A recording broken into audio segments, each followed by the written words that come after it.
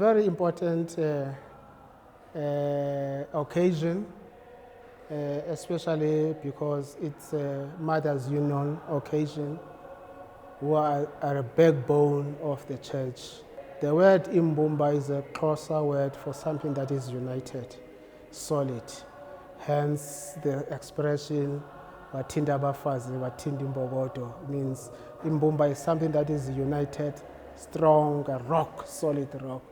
So in that case, then women are a rock for the church, and they are the strongest entity within the church in terms of finances, in terms of numbers, in terms of programs that they run.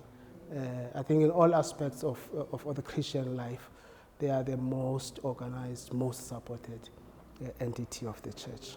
The real discussions start now, today. I think yesterday it was just opening. Today it was just an opening service today. But so far we've only heard the address of the president, highlighting all the important aspects, the milestones, and the hurdles that they pick up along the way. But today, I think she was just setting the tone and the agenda for the weekend. I think going forward, we anticipate that then they will start robust discussions around the issues that she has raised. Empowerment is an important aspect of the movement.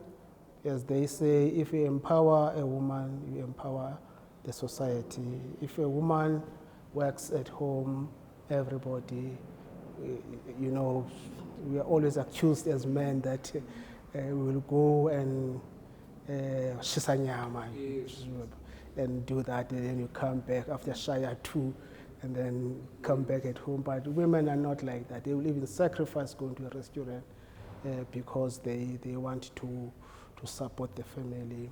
So empowerment, especially for the girls and the young women within the church, they are progressing well. They have not started too long, I think so. But I think now they've started, they are picking up the momentum.